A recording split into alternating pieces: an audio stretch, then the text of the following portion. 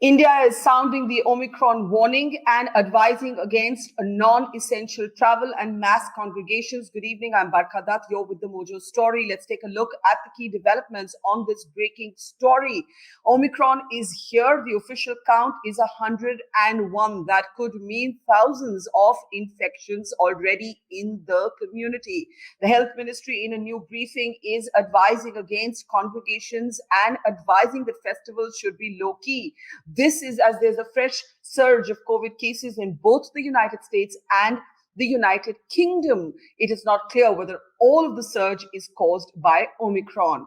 Vaccines could be losing effectiveness, says the World Health Organization, making a compelling argument for a third shot, which should no longer be called a booster. But India is still not taking any decision on that third shot. The experts seem to agree that 3 vaccines will now make a complete vaccination course for COVID. Why is India dragging its feet? Is Omicron being underestimated or overestimated? The good news is that all of the cases thus far have been mild, more transmissible, but definitely less virulent thus far.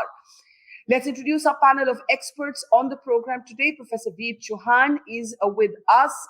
He's one of our best-known scientists. From London today, we are joined by also a foremost expert in that country in infectious diseases, Professor Polly Roy. And from Kerala today, we are joined by Dr. Rajeev Jayadevan. Let me start with you, if I may, Professor Polly Roy. We're, of course, seeing sort of England deal with a fresh surge. But what's important to understand is how this is reflecting in hospitalizations and ICU cases.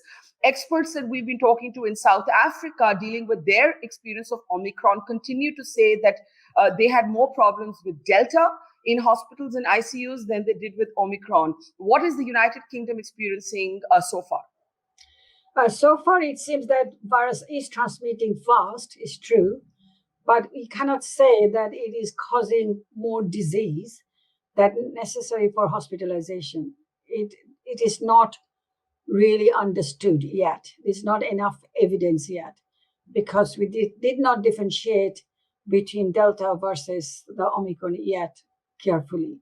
But of course, virus is transmitting very fast, and particularly non-vaccinated individuals are getting that virus quickly. And that's understanding about the virus itself.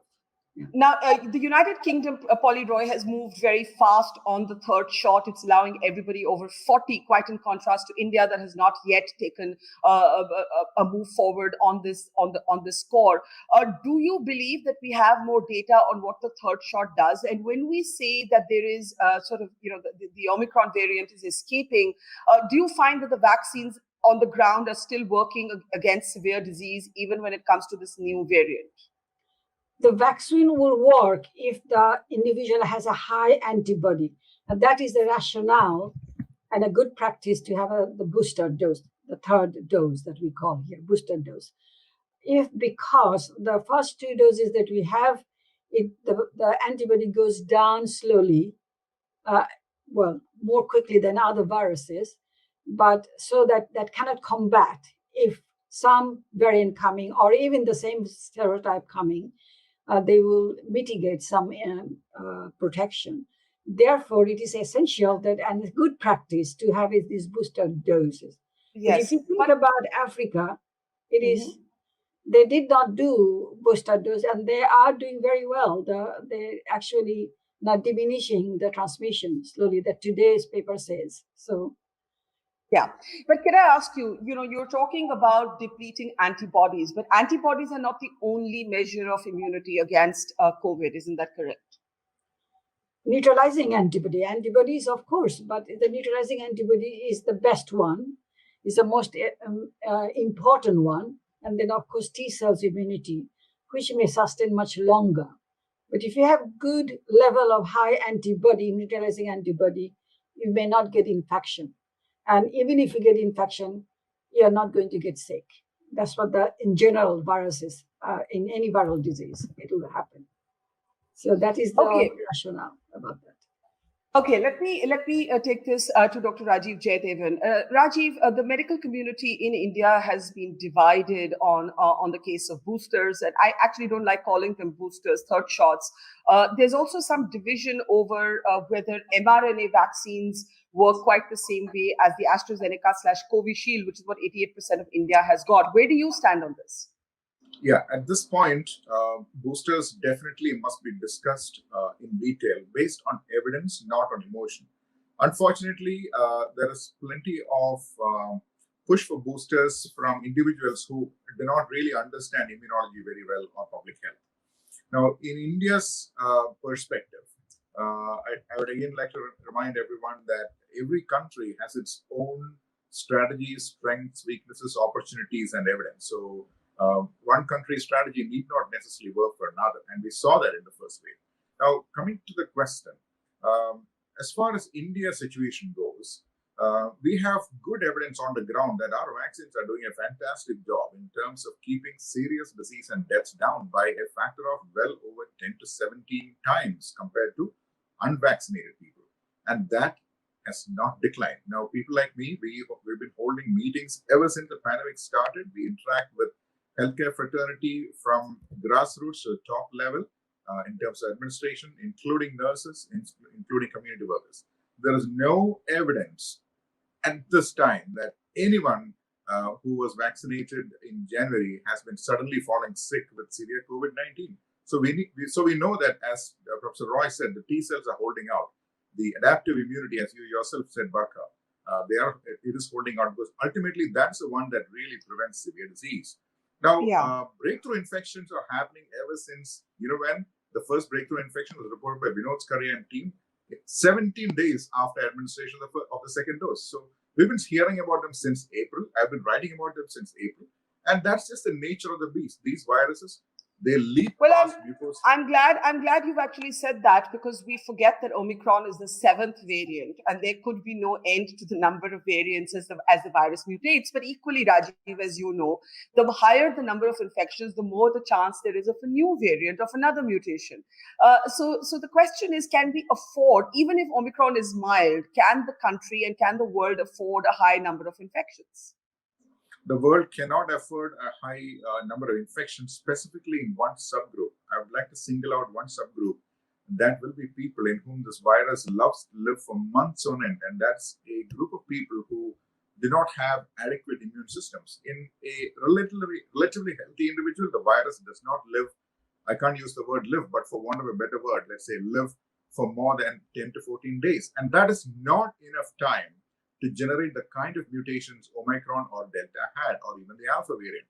So we need to single out these individuals who are more likely to harbor variant and give them 3 doses. I don't use the word booster at all. These people really need at least 3 doses to mount a good response. So that is what we should do. It is really not infection in healthy people that's pushing mutations. Okay. It doesn't seem that way. Okay, so you're saying the immunocompromised and maybe the elderly. Professor Veer Chauhan, let me ask you a philosophical question. How long can this go on? There is a psychological threshold, I think, that has been reached by people. For example, I don't think you can lock down people again anywhere in the world, even in countries which are trying lockdowns again. It is the unvaccinated that are being locked down. Isn't it time to just make the vaccines, at least in India, like the Aadhaar card, mandate them, make them compulsory? Otherwise, this is endless. We are perennially going to live a shrunken idea of life, because there is no telling how many mutations, how many variants could emerge. What would you advise the government at this point? Well, I could first, for a minute, just half a minute, speak about how viruses, the previous pandemics, H1N1 or flu or Spanish flu, have come, and finally, how did they go? And I think one should keep an eye on evolutionary pathways and pressures of these viruses. This one has an amazing ability. I slightly disagree with Rajeev on saying that if you let the virus multiply, it would mutate even in 14 days. Actually, it will mutate in 1 hour. Mutations are absolutely inherent to the virus because the copying of RNA itself is, or DNA itself is faulty in the case of viruses. So if the transmissions are very high, If the transmission rates are very high, the virus says, this is what happened in Africa. Now, if transmission rates are controlled, that's why the beta came out in South Africa and Omicron again found in South Africa. If regions of the world are left unvaccinated, and vaccination is not a foolproof solution against this virus. Vaccination only protects you from you don't get infection easily. You get it, but maybe virus doesn't multiply as much as it would if you're unvaccinated, etc., etc. Vaccines did pretty well, even for transmission in the very beginning. But what happened in Germany, Austria, UK, and now in USA has taken everybody was surprised. In UK, Polly has already said, I think what is happening right now, and remember, Delta was not only more infective, it reproduced itself much, much more. So Delta did two things. It was highly infective, much more than the previous fellows, but its reproduction rate were much higher. So therefore spread it faster. Come to Omicron, as much as we understand about it, it spreads 5 to 6 times faster than Delta itself. So the mutations have been amazing. But it's taken 1 year for virus to do so. The ones you mentioned about Kappa and Mu and in Colombia, they never took hold. So these fellows took hold. So I want to just go back, revisit your question. What do you advise to the government? So there's a coronavirus called 229E, which is very common. We get it every year. That has been studied very well since 1980. And there's a reason to believe that the current COVID-19 it's dangerous to say what I'm saying, but I'll stick my neck out, is beginning to go that way. If one see the data that is emerged out from South Africa, and South African scientists are actually shouting at the rooftop that, look, this is less severe. This is what a successful virus would be. Spreads fast, it'll take over Delta, from where I can see it probably will outpace Delta. Right now, both are there. And then if it doesn't send many people, and I say it with great caution, because one doesn't know eventually what will happen in different populations. In South Africa, the variable might be the younger people got it, and therefore. So one had to wait another 2-3 weeks. I think mid-January situation will be clear. But So you're actually saying, and you're right, the South African doctors I've been interviewing have been saying the same thing, that the world is going into an alarm that is not needed. You're actually saying that the transmissibility, the swift transmissibility may not be terrible news for the evolution of the virus. Am I summarizing this accurately, Professor Chauhan? So I'll just add that little caution there. There's no reason to say, oh, you are not going to be as destructive, so please come and infect me. Not at all. Because if you do so, then transmission rates will be very high, and tomorrow Omicron might convert itself into a deadlier form. So what I'm saying is this, that there is no need to hugely panic, but take every precaution possible. Consider this as a new, absolutely. I want to go to Polly, but do you have a view on the third shot for India? Very much so. So, you said you don't like to call it booster, but actually in vaccination, the first shot gives you very quick response. It doesn't give you much memory cells. It only gives you antibody very quickly, and that wanes off very quickly. So actually we get booster shot for many vaccines. I mean, for polio, you get a large number. They are booster shots. And Polly touched it. The only decent correlate till now, we have the neutralizing antibody to the virus. There is no longer debate that the antibodies levels have waned off from 6 to 9 months. And if we trust the data that comes out in science from UK, USA, we have no reason to trust that data is not correct. And this data cannot change just because we are in India or Southeast Asia. The data will be fine. What you learn from the field is different. So what is absolutely correct, that the antibody levels have waned off. There's no question. I don't think this is debatable. Should you just half a minute, should you boost in India or not? I think these are locational issues. These are policy decision issues. We actually do not have a vaccine to boost with.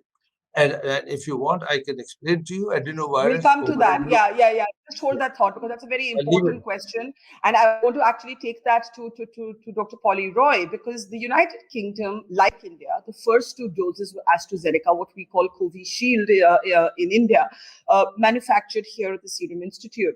My question to you, Professor Polly Roy, is this. The UK is boosting with the mRNA.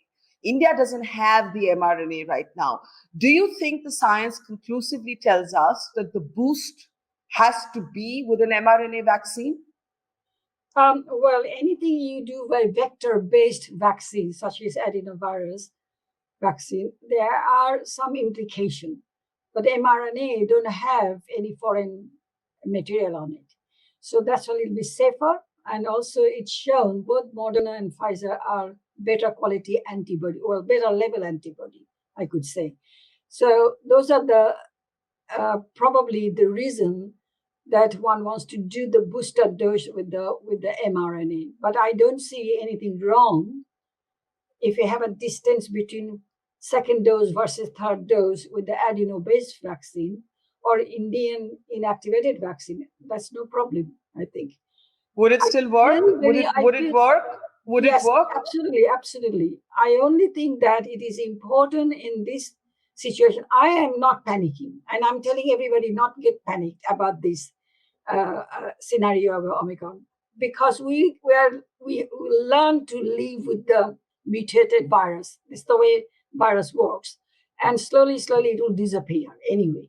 But the point is that vulnerable people, immunocompromised people, probably have to be a little bit more careful than very healthy one, to make sure that they have enough antibody level in their body.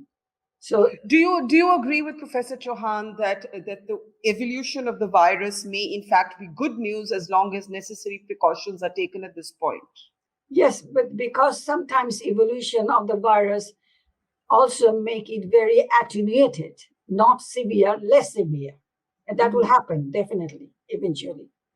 Yeah. Because it's not going to change continuously badly. It will change also, mutated back different way.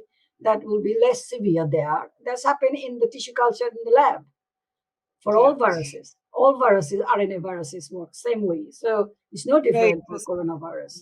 Very interesting. But Rajeev, Dr. Rajeev Jayadevan, to turn to India, we are in this peculiar situation where we don't have a policy on the third shot yet, but we have vaccine wastage. Unlike other countries where there is a strong anti-vaxxer movement, we don't have that. But we still have vaccines going waste in private hospitals, and we have crores of Indians skipping their second dose, forget third.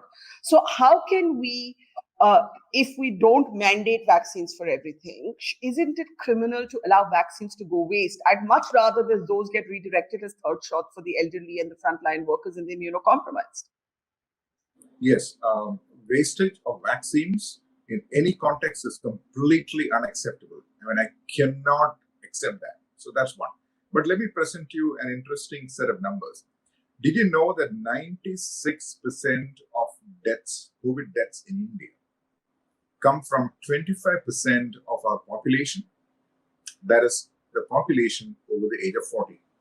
So if I were to prioritize allocation of vaccines from today onwards, I will focus on that group. And in that group, the higher you go with the age, the more bang you get for the buck. That is the most deaths you can prevent per dose or per vial of vaccine. So all of these extra doses lying around, I would use in descending order of age to get that extra dose in.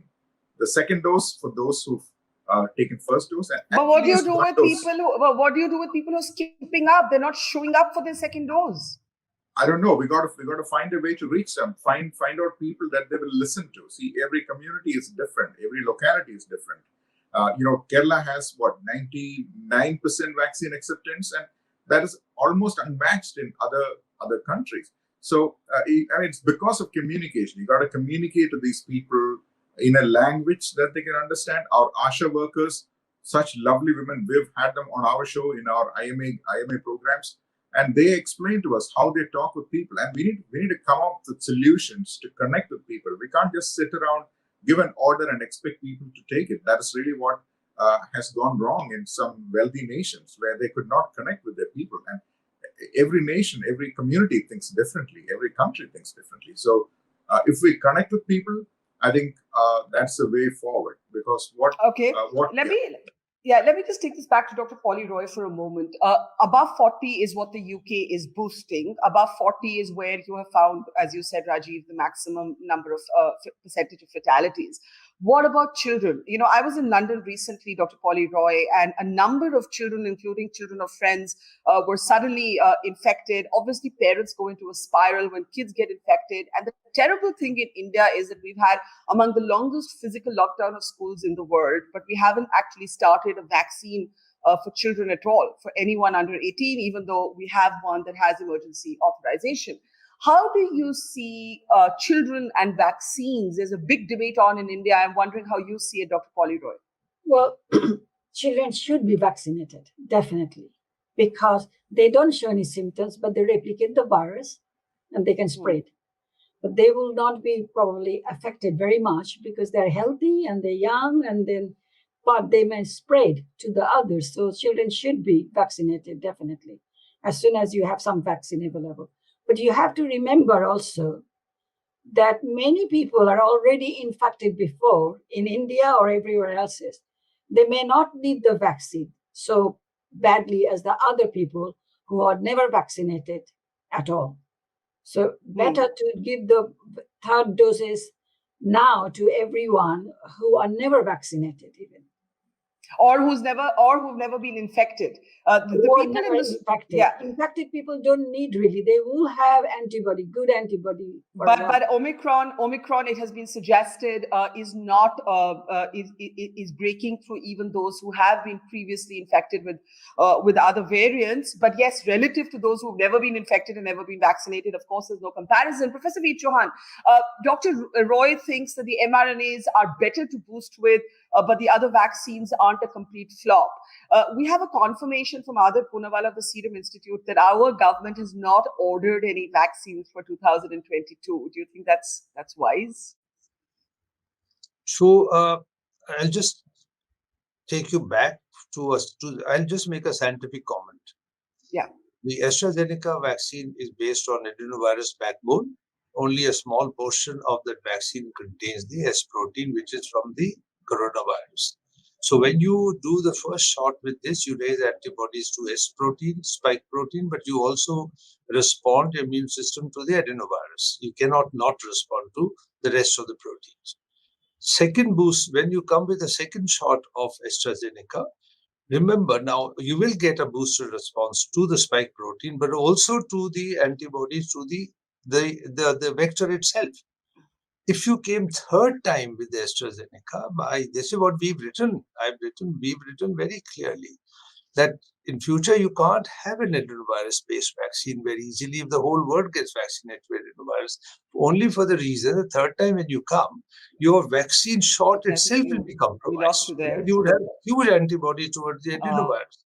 So the best, I think I wrote this sometime back, Indonesia has just said yes to a protein-based vaccine, which is Novavax vaccine. And they've opened the door. India at biological levels and Serum Institute has already been licensed to produce these two vaccines. They are cheap, they are safe, they have less side effects than is the best booster to ask, if you ask me. It's not available tomorrow, but certainly should be available as soon as possible, will be a protein-based vaccine. They are safe, they are cheap. Can I ask you to simplify this? You're saying the future of vaccines cannot be the ones that most Indians have got vaccinated with? Yeah, you see, the moment protein-based vaccines show up in the world, not only in India, the Cuba actually, untold story of Cuba. Cuba has vaccinated 80% of its whole population by a homemade vaccine, which is a protein-based vaccine. They have immunized people above the age of 2 to the whole of Cuba. You can check it. Anybody can check it. There's a safe, it can be produced in large amount. I mean, hepatitis B vaccine prices came down when India started making hepatitis B vaccine. That's a protein-based vaccine. HPV. So I don't want to confuse the audience here. The protein-based vaccine should be out there anytime. India should take a lead. But I still have this. Yeah, go ahead. Go ahead. My question is, till this protein-based vaccine is available, should we be boosting or not with the available vaccines, which are mostly Covishield, which is the AstraZeneca sort of imprint in India, and Covaxin? Should we be boosting or not, Professor Chauhan?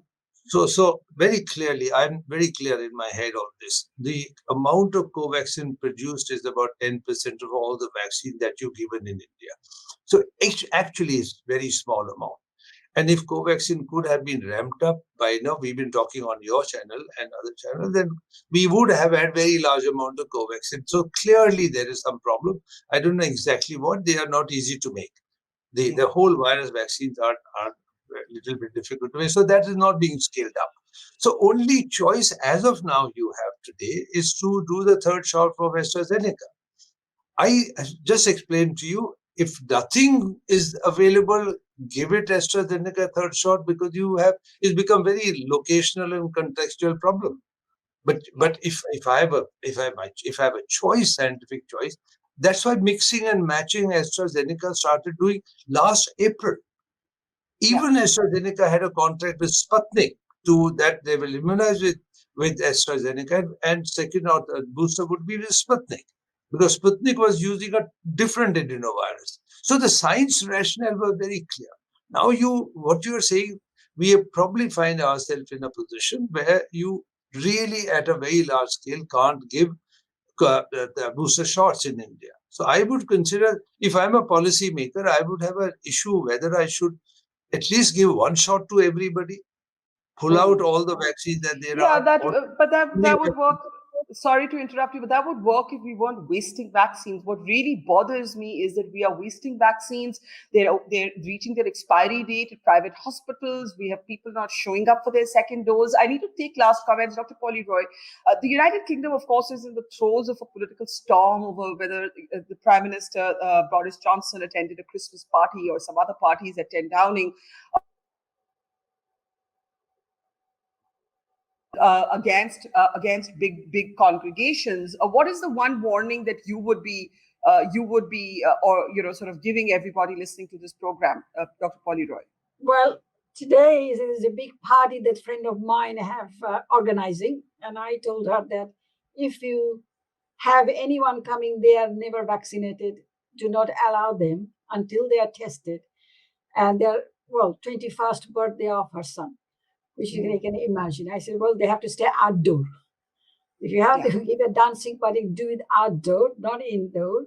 And I am triple vaccinated. I said, I will come because I know I have a good antibody. I tested myself, so I know that. But if you have a good antibody, you have to remember, it doesn't matter what virus based on what vaccine you take. Good antibody is the best. And mRNA or protein, they're similar because they're only without anything attached with that. It's very good. So okay. Well, we could not get our government to reach any. You have to have that. You have to have that. You must have a vaccine. And a okay, so go with the booster antibody, or at least some antibody in your body. That is unequivocal. So, Rajeev, last word to you, quickly close. Yes, I'd like to point out a bit of evidence here, which is very important in this context. A study was published in the Lancet on 2nd December with a menu of multiple boosters against a double-vaxxed AstraZeneca and double-vaxxed Pfizer group. Now, they found that the mRNA vaccines, when given as a third dose, produced a boost of 28-fold compared to inactivated vaccine, which is similar to Covaxin, and AstraZeneca's own vaccine at only 2, somewhere around 2. So which means that the mRNA vaccine's ability to boost antibody production in a previously fully vaccinated person is so much more. Now, at the same time, I must add that there are increasingly reports coming in with fully boosted mRNA individuals coming down with Omicron variant, which is symptomatic infection. So we really have to look at more data before we order blanket boosters for everybody. Okay, I think the one thing we are agreeing on is that the elderly, the immunocompromised and frontline workers do deserve and merit immediately that third shot, especially when we are not looking at a vaccine shortage. I do understand the ethical issues with giving a third shot when your adult population has not got the second shot. but we also have a very peculiar situation of private hospitals about to waste vaccines, and that is simply unpardonable. We will have to leave it there. Dr. Polly Roy, Professor V. Chauhan, Dr. Rajeev, Jayadevan. Thank you to our audience. See you tomorrow. Thank you for watching. Goodbye. It's great to see you here. Thank you for watching our work. If you haven't subscribed yet, don't forget to click the bell icon and subscribe to Mojo Story and support independent, robust journalism.